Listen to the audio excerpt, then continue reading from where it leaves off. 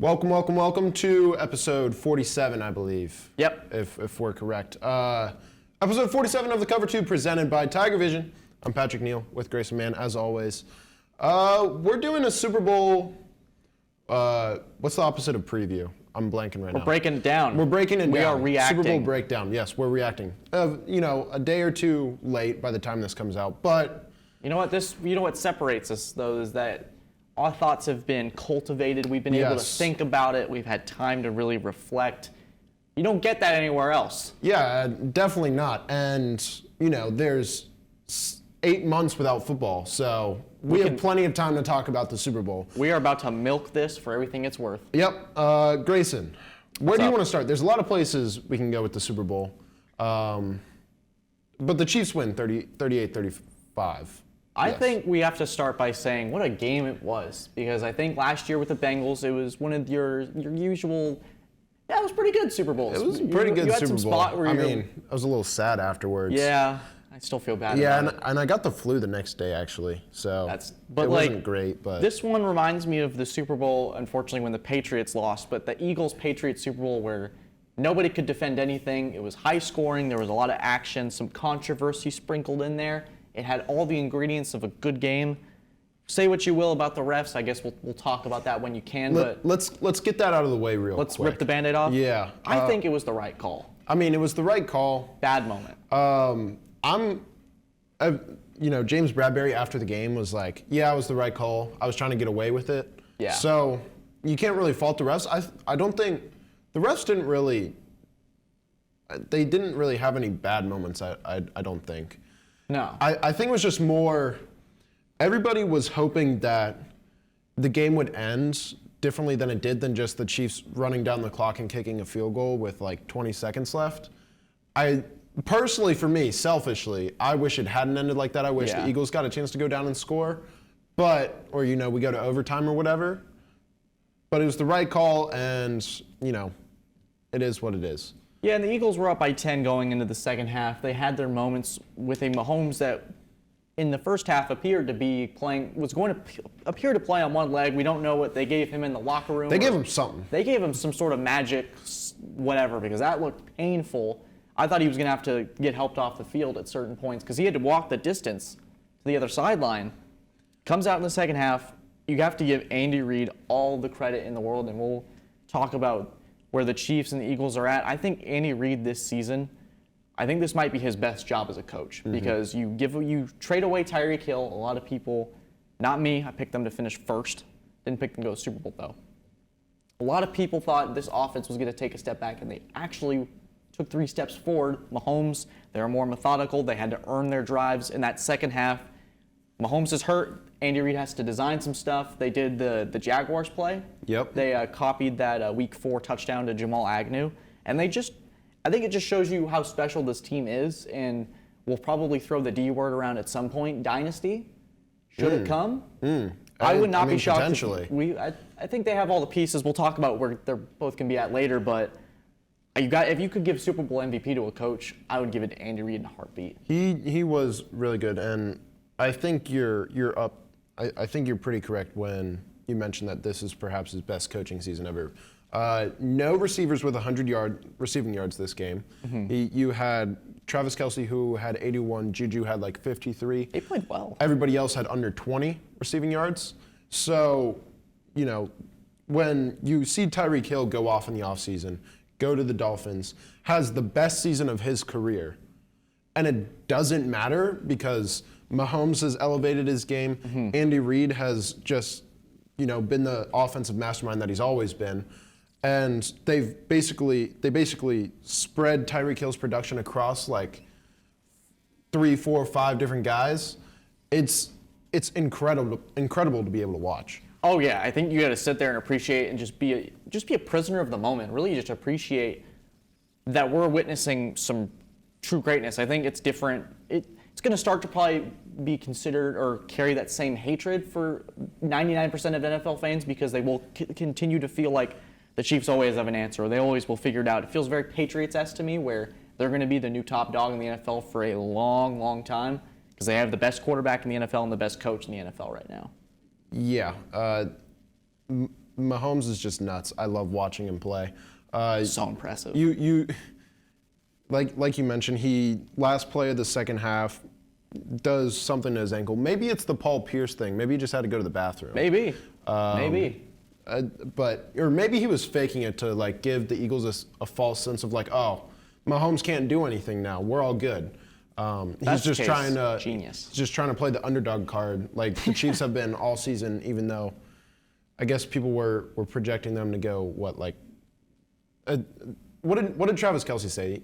People are saying we're gonna have a losing record or something like that. I didn't see that, but I did see them finishing 9-10 wins, being very average. But I think the new phrase is never can count out Mahomes. But let's flip the script briefly. You know what it is? I got it confused with Georgia. Georgia was saying they were going to go 7-5. Discard what I said about the Chiefs. They weren't going to have a losing record. There's our college football talk. Nobody was saying the Chiefs were going to have a losing record. Well, maybe some people.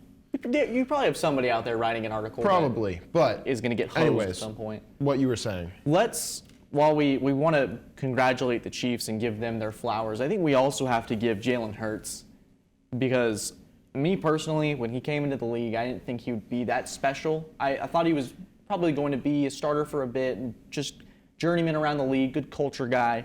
He was fantastic. He proved me wrong. In the biggest stage of his life, he played the best game of his career. Yeah, he was so good. The Chiefs' defense early on was looking to hit the Eagles. I mean, their first 3 plays, it was like 3 big hits on Devontae Smith and Jalen Hurts, I believe. But the Chiefs' defense was looking to hit them, and Jalen Hurts made some fantastic throws. I mean, the one to the sideline to Dallas Goedert, beautiful, amazing. The throw to Devontae Smith to set up a touchdown. Devontae Smith was wide open, but it was still a pretty good throw. Nice little rainbow. Yeah, the A.J. Brown touchdown. He kind of threw it in a double coverage, but A.J. Brown was just so good. He did like a pump fake kind of move. He basically made Trent McDuffie turn around. The ball wasn't there yet. A.J. Brown just ran right past him and caught it anyways. That was awesome. Jalen Hurts, yeah, I've enjoyed watching Jalen Hurts all year, but this was like the icing on the cake. There was also a throw where he went around he was being chased by Frank Clark, goes around on his left side, he spins and throws it contorted like this to, I think, Quez Watkins to the sideline. Another one of those plays where the athleticism of Hurts is on display. I think it was Zach Pascal. I think that's Pascal, what it was. there it is. I remember. I mean, it was one of the 2 receivers. Yeah. They're like the 3rd or 4th guy. But in the first half, I thought they were textbook. They kept Mahomes off the field. They were chewing up clock. They were being methodical. They were taking chances. They had the undeniably the weirdest QB sneak formation that somehow seemed to work. It works every time. It works every time. I don't know if that's Jalen Hurts, just the weight room where he's able to just power off with his legs, or if it's just that Eagles offensive line. Yeah, you know what it is? It's the Eagles offensive line, which is the best in the country. It's Jalen Hurts being able to squat 600 pounds. Yeah. And then it's, Dallas Goedert and whoever their other backup tight ends are, whoever their backup, they just push him. Whoever's are, just pushing him behind. And, you can't stop that. No. And they did it 4 or 5 times. And it worked every time. I figured eventually they would try a fake at some point, and maybe they had that plan. I think they tried it once, but it didn't turn into too much. No. But you know what? I think the Eagles pressers handled it well. Sirianni, Bradbury, Hurts, they all said, hey, this is just how it is. They didn't try to blame it on the officiating or anything. The defense got, I think it was 24 points in 4 drives. They got completely eviscerated by Mahomes in the second half in that Chiefs offense. So one of your classics that'll probably be overshadowed by, which is unfairly overshadowed by the call. Yeah, Jalen Hurts had that one bad fumble play, which was really tough to see. Nick Bolton played fantastic in this game. He did. The Chiefs linebackers in general played awesome, but Nick Bolton had a game.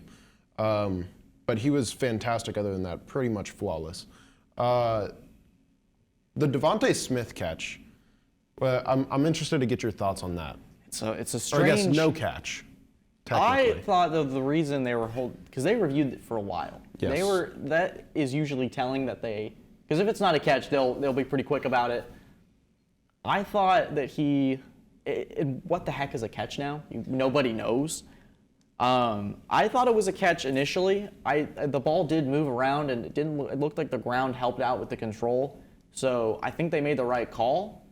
But it was the fact that they reviewed it for so long. It had to be really.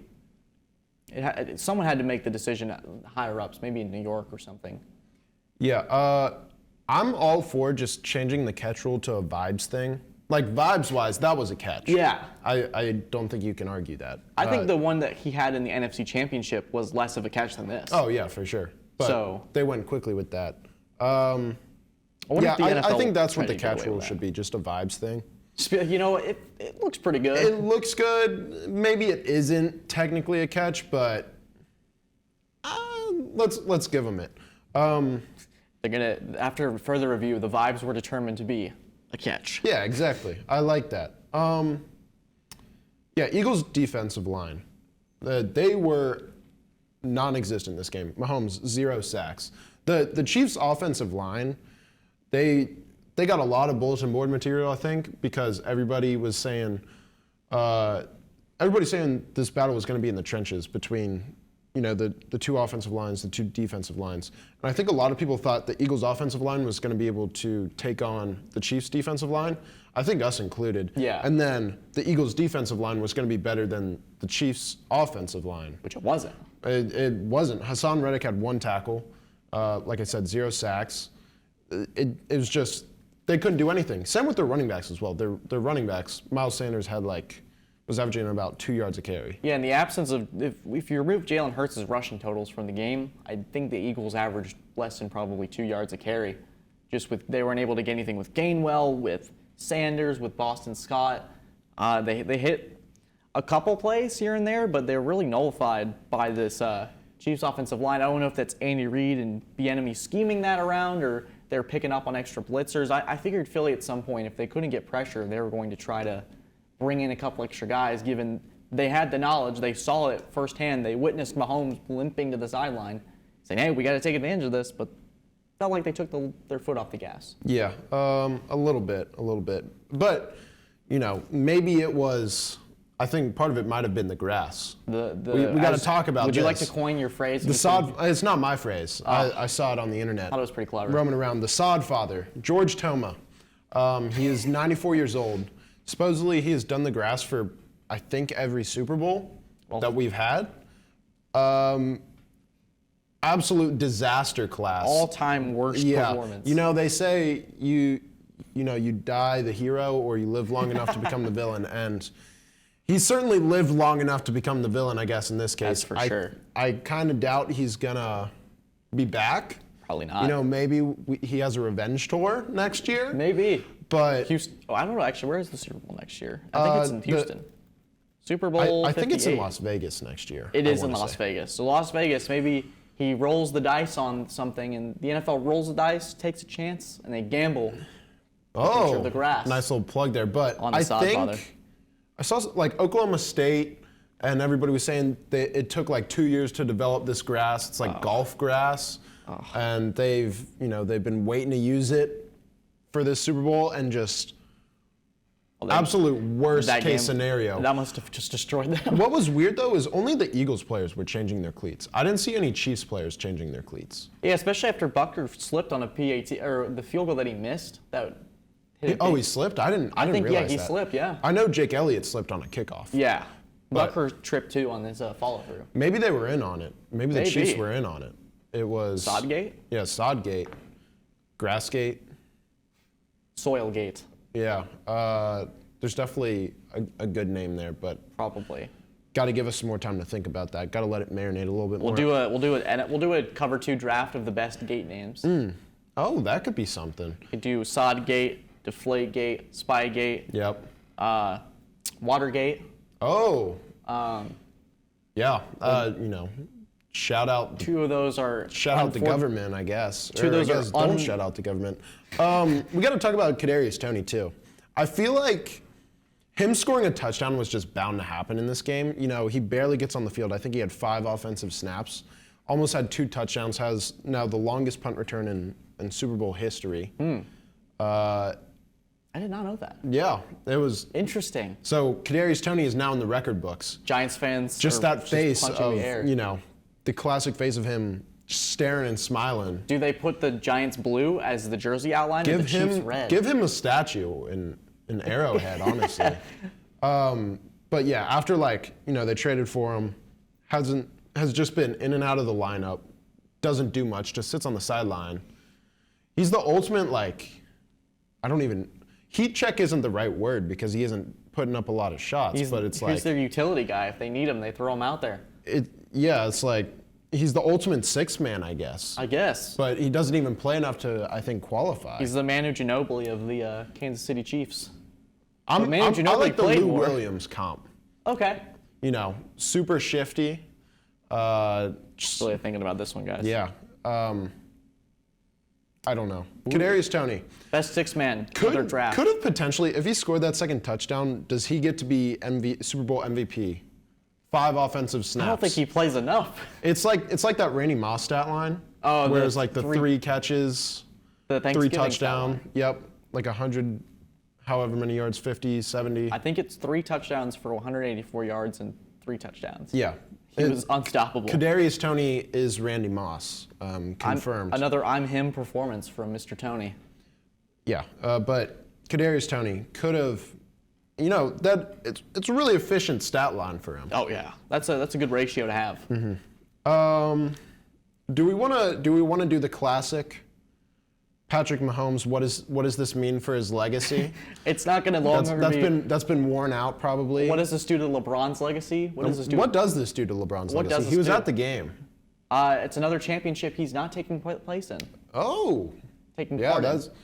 He did not win this one. He did not. What does that do for his legacy? He's 0-1 in Super Bowls. He did not win it. I mean, technically, how old is he now? He's 37, 38. So he's 0-38 really in Super Bowls. He is. We're just stating the facts here. LeBron is the losingest Super Bowl player of all time. Yeah, for the amount of Super Bowls he's attended, technically, because I'm sure he's gone to more than one Super Bowl. He's been to more than just this one, for sure. Let's see here. LeBron hears booze while attending Super Bowl 57. Oh, poor guy. Oh, speaking of booze, Dak Prescott, that's rough. Getting booze after winning the Walter Payton Man of the Year award? Hey, that's pure Philly right there. You got to respect that. That is Philly. Dak Prescott wins the Good Guy of the Year award, and Philly's just like, boo, we hate that. Yeah, but he is on the Cowboys, so you gotta expect that, and you gotta kind of dock some points for being a good guy if you are on the Cowboys. I think so, yeah. And being a good guy in the Cowboys, do they even exist in the same sentence? Yeah, but in all honesty, Patrick Mahomes, in his 5 years as a starter, just 5 in this league, he is 27 years old. 5 AFC championship games, 5 division titles, 2 Super Bowls, 3 Super Bowl appearances, 2 Super Bowl MVPs. One of them maybe should have gone to Kadarius Toney. Probably should have. 2 regular season MVPs, 5 Pro Bowls, 3 All-Pros, an NFL Offensive Player of the Year, and 12-plus wins in each season he has played in. Pretty good. Yeah. It's a pretty good stat line. I mean, he's honestly in the conversation. I think he's the most talented quarterback we've ever seen. Absolutely. Is he already on a top 3 quarterback all time? Top 4, top 5? Probably not. I would assume you could probably put him. If you move Mahomes from the conversation, your top 3 quarterbacks are probably around Brady, Montana, and Peyton Manning. But he's already got basically this, the same. Yeah, that's the thing. He's done basically the same amount. He's done all the legwork of Peyton Manning's career in 5 years. Exactly. So, I don't know. It's only because he's only played 5 seasons. It's always tough to rank a guy who hasn't even finished his career yet versus a guy who already, and the game has changed. So he's definitely top 5. Right? Yeah, I honestly think. I guess you would put him after Peyton Manning because it is Peyton Manning. But yeah. He's a solid 4, I think. Oh, I don't think anyone would argue with you for putting him in the top 5. You could put Dan Marino, never won a Super Bowl. But Mahomes will have better stats than Marino and have the 2 Super Bowls. So Mahomes, we'll put him at 4 for now, but he is escalating quickly. Wins another ring, He'll probably eclipse Manning. Yep. You'd have to, in terms of just Super Bowls, you'd eclipse, and he'll break all the records by the time his career's Yep. over. He'll have all the passing records. He will get an extra game, but I don't think it would matter, honestly. No, he was doing these kind of stats with Yeah. 16 games on Yeah, the schedule. for sure. The question is, and I guess this one kind of is an interesting one to have, and maybe we don't have to project this. Let's say he wins one more Super Bowl, maybe two. Where does the argument lie with him in terms of the best quarterbacks? Is Brady in trouble, or does he get immortalized because he won 7? I think it's a 1-2 with him and Brady. Because 7's can never be reached again. Even So how say great is. Mahomes ends with 4 Super Bowls. Yeah, that's tough because, and this is Brady coming did from, beat him, although he beat him head-to-head in the Super Bowl. it was almost like the Tampa Bay defense. Yeah, Brady did throw 3 touchdowns in that game. That's true. That's true. It wasn't like he was a scrub in that Yeah, game. of course, but I mean that was one of Mahomes' most impressive performances ever, and he lost that game. Yeah. I don't know. It's for us to speculate on this bookmark it. offseason. Yeah, we'll put it in a little bit of. I'll put it in my pocket. We have another 10 years to argue about this, so we'll talk about it later. You want to mention the halftime show real quick? Yes, let's give it a rating. All right, Patrick. I love Rihanna. Actually, let me tell you a story. Okay, I'm ready. So I'm watching the Super Bowl at a friend's house. Mm-hmm. We have a projector on the side of their house, right? Ooh. So Super Bowl, it's halftime. They're about to start the halftime show. You know, the Apple Music voice goes, "This is the Apple Music Rihanna halftime show," or whatever she says. Rihanna's face appears on screen. Which was hype. Fantastic. I'm so hyped for this. Someone walks by, trips on the cord. Projector falls over. HDMI cord breaks. No. Everybody I'm with, we run instantly over to the laptop that it's like streaming on, and we watch the halftime show on a laptop. Dude, It was so tough. who is the person that sold? I mean, it's Keep his unfortunate. identity anonymous. Yeah, The public well- would come after him. Look, it's okay. I went back and watched the full thing later on my phone, but I still watched it on the laptop. Could still hear it. Rihanna still sounded great. It was a bit of lip syncing, but She still sounds fantastic. Rihanna's awesome. I've listened to so much Rihanna these past few days. Oh, I'm a Rihanna stan, man. Yeah, she has so many hits. I So forgot many. all of the bangers that she's had. And I was like, oh, she did that. I Yeah. forgot. What's your top 3 Rihanna songs? Well, you got to go with All the Lights, Umbrella, and then, it's a tough one. Give me some songs. I need to refresh the. Disturbia.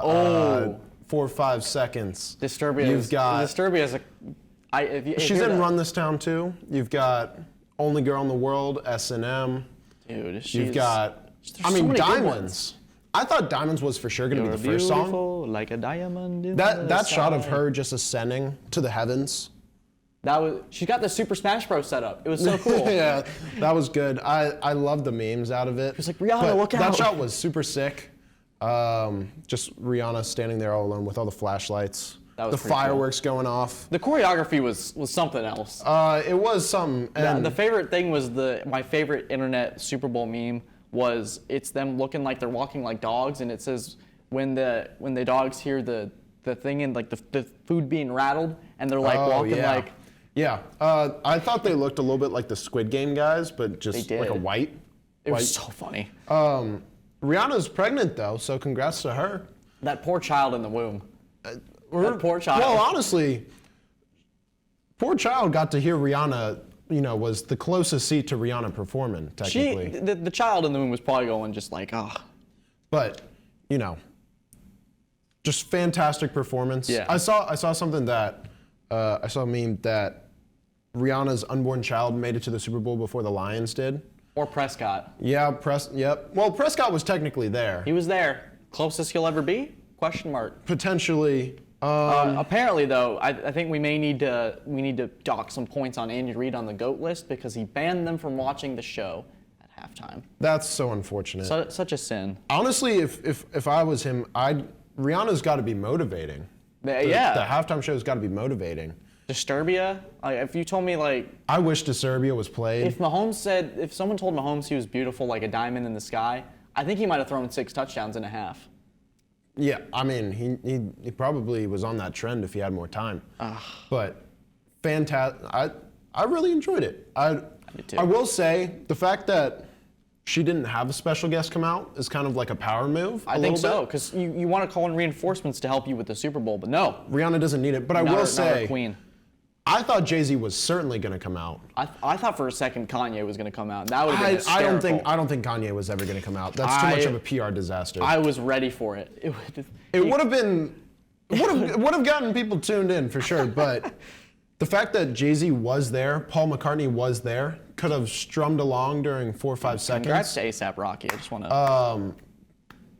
It's a little bit like, Yeah. they could have come out. It could have been awesome. I mean, it already was awesome. It could have been awesomer. It's a pretty good show.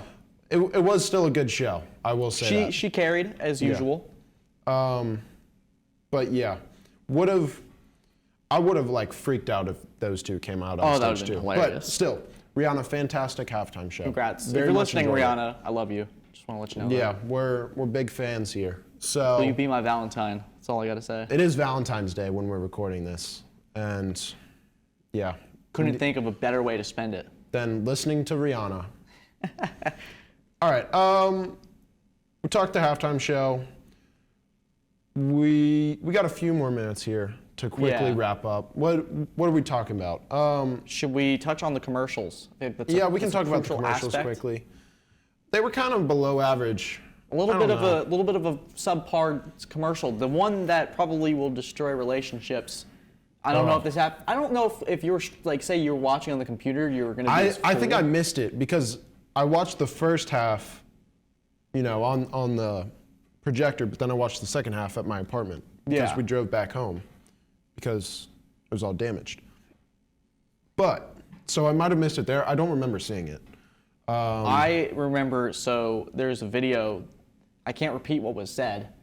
It was like a security cam in the house of someone's family, and they turned the TV commercial, and this guy yells at his mother-in-law, "You witch!" I saw Turn that. the game back on, and it's just like, oh no. Yeah, that's tough. My favorite commercial personally, the E-Trade baby commercial. That was good. That was good. Mine had to be the Amazon dog commercial because it tugged at the heartstrings.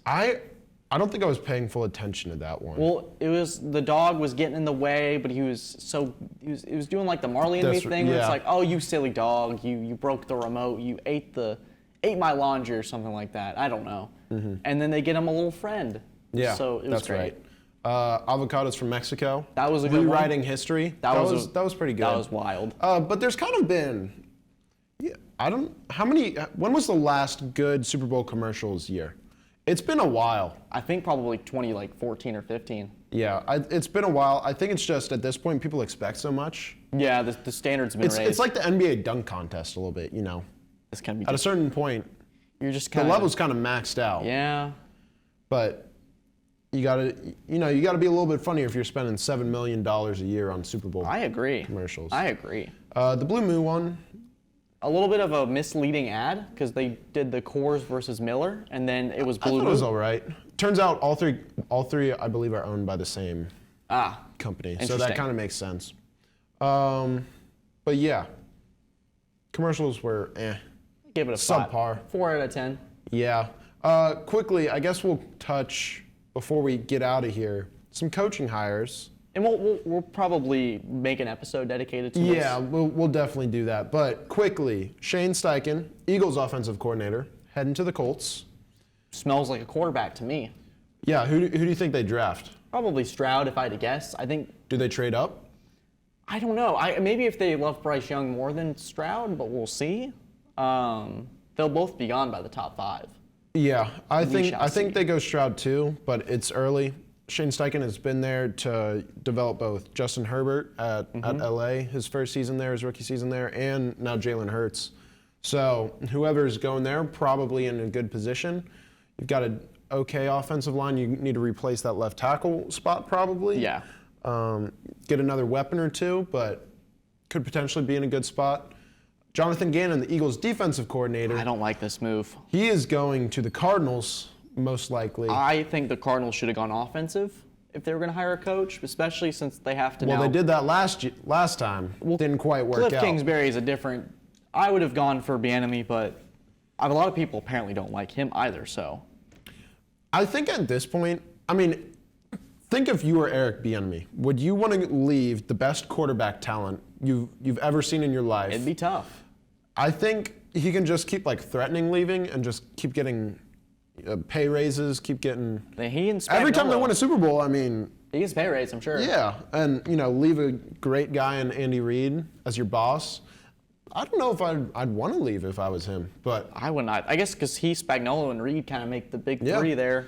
but Jonathan Gannon, he is going to the Cardinals. And he makes $2 million a year. He's been I mean, $2 not million to bad. coach Patrick Mahomes.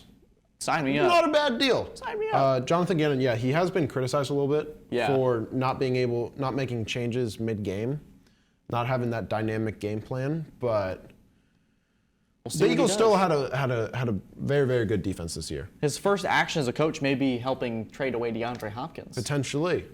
We'll see. But yeah, I'm not sure how that's going to go. I don't even know if they've confirmed it yet. I'm sure by the time this episode's out, he probably will be. I think Rappaport put out something Okay. saying that the deal was done. Okay. Well, there you go. And then Todd Monken today, the University of Georgia offensive coordinator, is now going to the Ravens to coach Lamar Jackson? Question mark? Interesting. Is he going to? Is he going to coach Lamar Jackson? I'm going to say no. No. Say no. Okay. Yeah, I think it's all. Do you like this hire? It's all dependent on if they keep Lamar Jackson. Well, you have it listed here that he runs a pro-style offense like what he ran at Georgia, and I don't know how that's going to mesh with a quarterback that does not necessarily run a pro-style offense with the Baltimore Ravens. Lamar's a smart guy, though, so I think maybe he'll be able to, if he stays with Baltimore, they'll be able to work something out, or Monken will be able to adjust to what Harbaugh wants. But Yeah, but I will say Georgia's been, a fantastic running team. yeah, And they've been very, very good with, play action, turning simple concepts into great offense. So if they keep Lamar, it's probably a pretty decent hire. If they don't keep Lamar, they got bigger issues, I yeah, would say. they got an interesting offseason ahead of them. Yeah. But this could also be great for Mark Andrews. Could be. Because of the way, Todd Monken's used like Brock Bowers, Darnell Washington. Maybe they get Darnell Washington. Go Isaiah Likely, Mark Andrews, Darnell Washington. That'd be kind of cool. Potentially. The way they use play action at Georgia is they help use some disguises and little misdirections to get Brock Bowers open in space, which is where Andrews is best. So, we'll see. We will see. But that's going to do it for this episode of The Cover 2 presented by TigerVision.